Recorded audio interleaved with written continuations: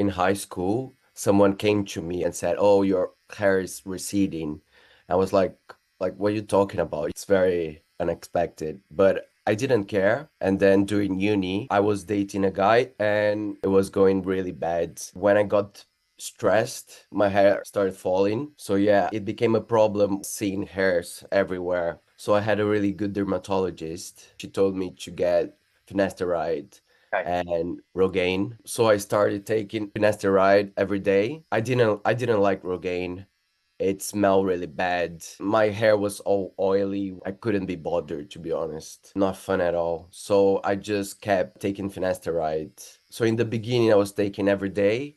And then after a couple of years, she told me to take every other day. But it depends. Like when I was very stressed about it, I would take maybe one more, just to like make sure I would feel better if I Up the took more dosage pills, more. Yeah. It's a codependency. Mm. So you kind of like you depend on something to be happy. Once I went on a trip and I forgot my pills, I will feel bad or like guilty, that I Right, wasn't right. like taking those pills. I had a fringe, Mm. so it was so easy to hide. But yeah, like the UK is so rainy. Yeah, rainy, It's so windy. windy, it's just like a struggle every day, every time you go outside. When you were then taking the medications, but were you able then to just completely like forget about it? That's something that just like I find very interesting. The thoughts, they were always there. It's preventive, isn't it? In your head, you're like, oh, it works, but the problem is still there. And the problem of like the fear of being bald or something is still there, but it's just like it's taking more time to get there. How much did that kind of factor into your life or your thinking? It was quite like a journey because even though I was taking the medication, certain periods, my hair would fall a lot, kind of like the seasons. Right. And those periods, they were very stressful. So I'm taking these pills, I'm spending my money. It seems like it's not working, like it's really frustrating. So yeah, it's very stressful. Yeah. In the last months, it was like falling like crazy. I was just so tired of Yeah.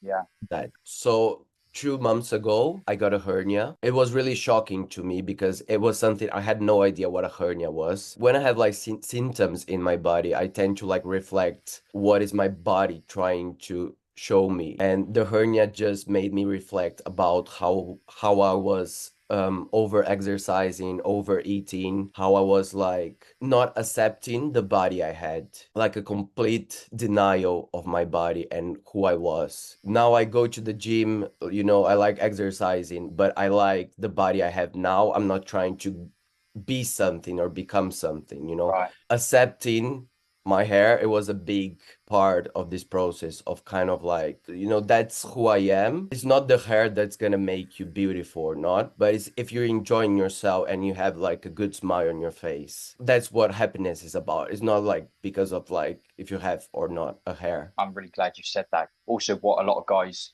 fail to understand, and that's not a criticism. I did the Hmm. same thing. Body, how you look physically is a different thing to your body image in terms of like how you think you look, right? Healthy body image is everything, is everything.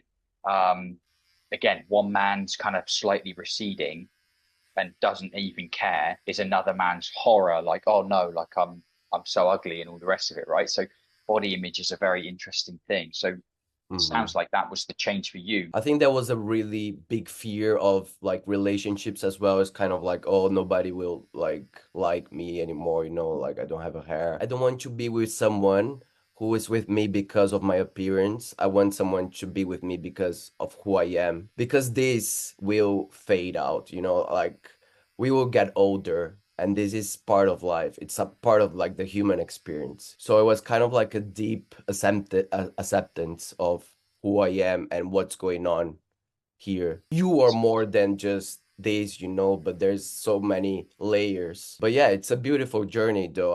I learned a lot, to be honest, so I'm Yeah, very man. grateful. The video that I recorded, it's kind of like really long, but there's some parts I remember there's a part when I really look at me, and I was like, it was such a relief, and you can see my smile kind of like, oh, I like it, it's kind of like, yeah, it was Amazing. a beautiful feeling, a really, really good Yeah. feeling. Oh man, I quite like it.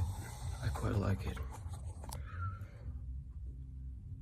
Oh, I feel so good. I feel so relaxed. Oh man, let's go. Yeah, look at this. Can you recall like how much of a kind of having it on your mind was it? Yeah, a lot. Like maybe every hour I was thinking about it. Yeah, Really? yeah, Wow, probably. that's Yeah, exhausting, dude, for it all is those years. exhausting. Yeah, I was an actor as well. So there was a lot of fear connected to like being an actor, but at the Yeah. same time, I was hiding myself. So I was always like in war with myself. You know what I mean? Right. So even during those years, it was still always a constant kind of Oh yeah. battle of like, I feel like I want to accept this, but I can't, and I'm afraid, and which is again super normal. And something else that helped me a lot, I started like noticing bald men in general, like on the street and like just on the tube, like, oh, this man looks pretty good, like yourself, you look pretty good, like it's kind of like it's just a thought, it's kind of like, oh, I'm gonna look horrible, Yeah. like this is the end of my life, Yeah. I'm getting old, but there's nothing to do with like getting old, you're just maturing. I feel like yeah, kind of like rebirth, I wish I had done it before, to be honest. When I dance now, I can completely dance. I'm not Yeah. like worrying about my like if the hair is all right or and the funny thing is like now when I see people, they're like, "Oh, I didn't even notice that your hair was receding or anything." It's because I was hiding so well. But the struggle was here. It was never about the other. It was the relationship with myself. Do you have any kind of advice? Yeah, I think it's just the word that comes into my mind is like acceptance and put yourself first, because this is your life and it's happening now. You should put your happiness first. We're here to have fun, and to enjoy ourselves. But if you're doing for other people, if you're hiding yourself, you're not here, you're missing out. Yeah, to just love yourself. Yeah, there's a lot of freedom when all that thoughts are not here anymore, you know. It's just a really deep sense of freedom. And I think there was more space. That's a really good thing to say as well. When the thoughts are not there anymore, the thoughts related to like hiding, because you are hiding. So that part that was hiding was free to be now, so there was more freedom, more happiness. The dancing, I was like fully dancing. I wasn't half dancing and half hiding, Off but warrant. I Yeah. was just there. Like, and it's beautiful because it's a really beautiful part, and there's something about being having no hair that it's very vulnerable, you kind of like there's nowhere to hide, and I understand that's very scary, but once you you overcome that, it's really beautiful to see all the parts of Yes.